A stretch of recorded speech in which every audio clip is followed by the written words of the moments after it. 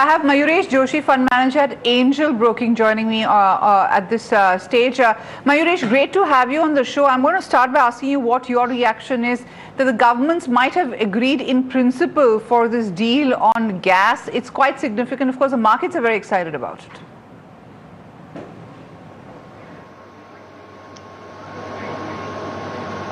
Afternoon, Mini. I think clearly the off-takers will benefit if the renegotiation does go through. And again, I think if you look at normal pricing, I think the pricing at 12 MMBTU, considering spot prices at 7 and 8, I think it did not make any market sense. So I think the spot volumes were much higher.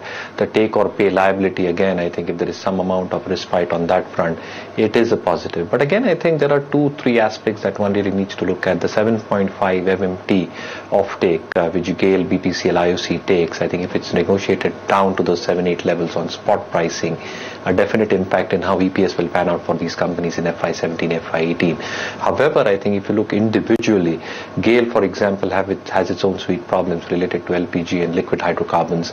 The gas trading volumes might just inch up a tad bit. But the petchem side, I think though the benefits will come through with lower gas coming through if it does. But again, I think the polymer demand is more demand supply driven. So that is one aspect to be looked for. For Petronet specifically, I think it's going to be a huge positive if it comes through. But again, I think the underutilization of its Kochi pipeline is going to be a deterrent. So I think Petronet's earnings improvement will depend on these two factors. If one of the factor improves, yes, I think you will see EPS upgrades come through. And similarly for BPCL, IOC, who are assured off-takers in terms of how the gas supply comes through, I think they will benefit with lower gas prices if it comes through.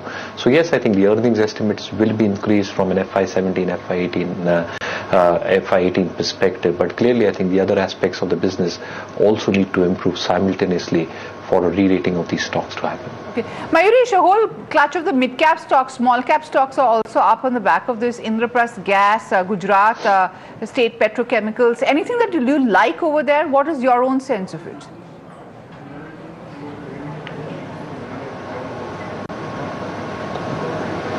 No, again, I think the kind of volumes that they probably do with RasGas, I think the incremental benefits will start coming through. But again, I think it's going to be more of an FY17, FY18 story if they are renegotiated. And clearly, I think what terms probably go through in terms of pricing.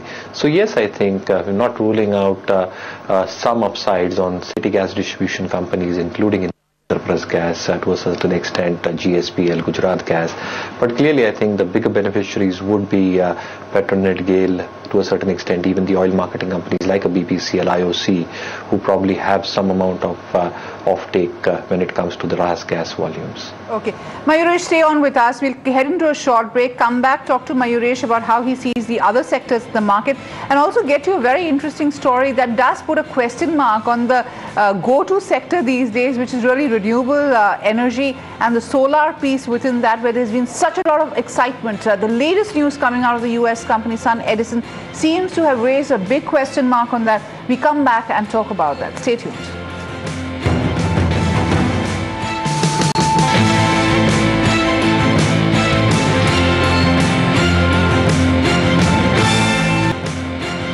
Welcome back. You're watching Lunch Money 78.99. So we're back towards the 7,900 mark as far as the Nifty is concerned. So not bad going, holding on to the gains through the afternoon.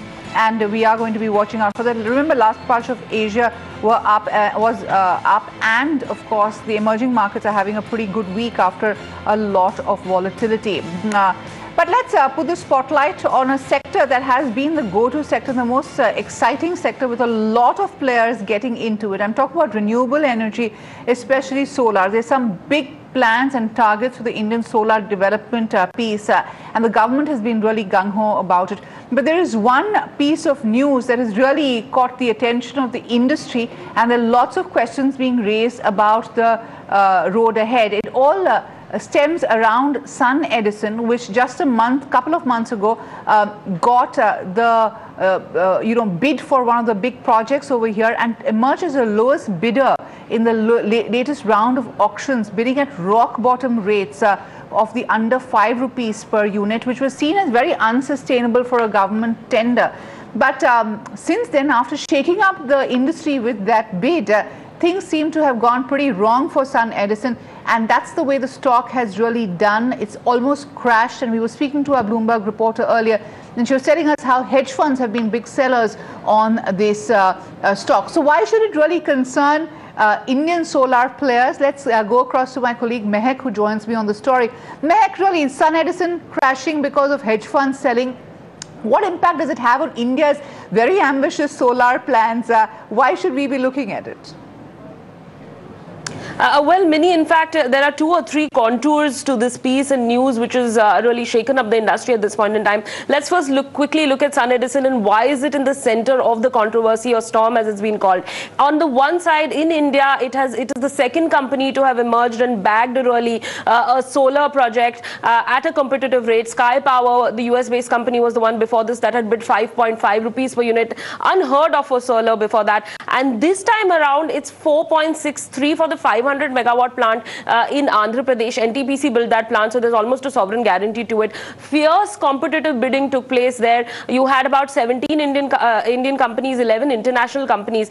The other piece which has emerged, and at this point in time, which has got the Indian industry talking, has been that how SunEdison has gone ahead and bid at margins which are unsustainable, and that's the reason why you're seeing the stock perform the way it has abroad. Remember, it has lost 83% of its value from the beginning of this year, and it is now down to about $3.25 versus what it was. Not just that, but also there's big concern and a little bit of rumors as well that whether SunEdison is going to sell a lot of its projects that it had bagged at 18 to 19% of margins, whereas actually they've bid at 15 and below. And that's the concern really that the Indian industry is also raising at this point in time, saying that see what's happened to SunEdison. This is exactly what we've seen when telecom was at its height, when it was opening up, and you did have a telecom bust because the margins were just not sustainable. And it's a similar thing the Indian industry feels, which is happening, because at this point in time you do have 2 international players who've come in and bagged that. However, we've been speaking to the government as well, and looking at on whether there is any research that is going into when these contracts are being given. And what they've told us at this point in time is that it's not true that even the Indian counterparts have bid as aggressively, especially in this 500 megawatt Andhra Pradesh tender. And there's a lot that goes into bidding in terms of the cost of money borrowing that you're doing, how big this is, whether there's a sovereign guarantee to it. All of these factors play a role in how low a tariff has to come, and that it is not an India phenomena of tariffs becoming below 5. In fact, it is sort of the highest globally, but globally we are seeing solar tariffs come down. Mini? Right. So let's see what ripple through effects this is going to have on the industry and what happens to SunEdison next. Thanks so much for that, Mehak. Mayuresh, I know it's unfair to ask you about solar energy, but it is a go-to area for many Indian companies. And every time there is this rush towards the sector because there is a lot of money involved, there are always these kind of excesses that come up and raise questions. How would you really treat it? Because I know from a market point of view, renewable has been a pretty big theme.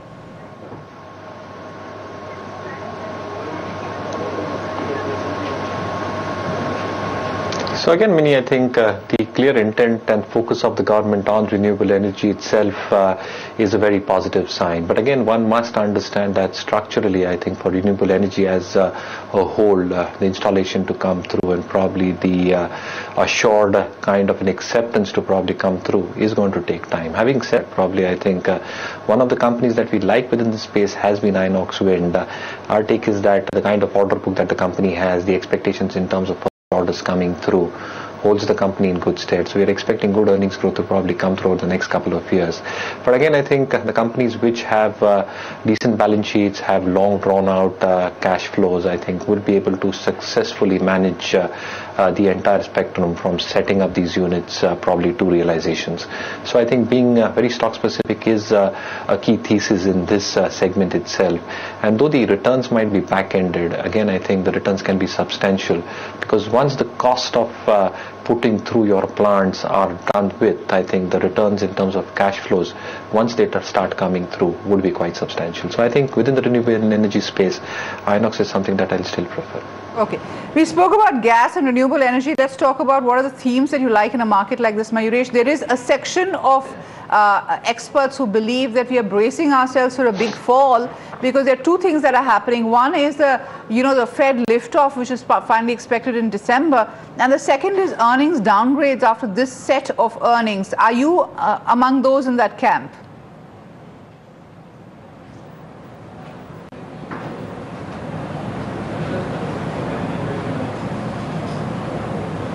Mayuresh? Well, we seem to be having a problem with that link. We've lost that link with Mayuresh. But we'll come back with that very pertinent question. But let's, and very important question, let's get you a quick take from Cairn India, which is gung-ho on its India expansion plans. Now, the oil and gas major believes that the government's regulatory regime will be favorable. Here's more from Ashutosh Kumar's conversation with CEO Mayank Ashar. CapEx is governed by multiple things. Clearly, one of the factors, but not the only factor, is the crude price itself. The second is the fiscal regime, and we have been quite vocal in ensuring that we believe that our interests, Cairn's interests and the government of India's interests are aligned because we both want significant oil and gas production. But for that, the only constraint Cairn has is Cairn is more than willing to use some of the best technologies in the world, operated very efficiently, operated very smartly, but it has to get a return. So when the crude prices come down as much as they have, and some of the fiscal levies don't make sense, like cess is a great example. And what about moving out? I mean, looking at new geographies in India, any plans on that front? Well, we have the marginal round, that is, we'll take a look at that.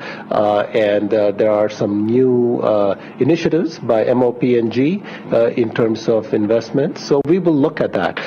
Clearly, we believe that for a vibrant oil and gas sector, our chairman Anil Agarwal has said he needs many companies. And fundamentally that you have the balance right when there are many companies investing. That's the Cairn management speaking there. But let's get back to Mayuresh. Mayuresh, I was asking you one last question, which is really on your call on the markets from here, because there are those who believe that the markets are bracing themselves for a fall. Given the, the Fed liftoff and the fact that they are expecting earnings downgrades after this set of numbers, what's your take?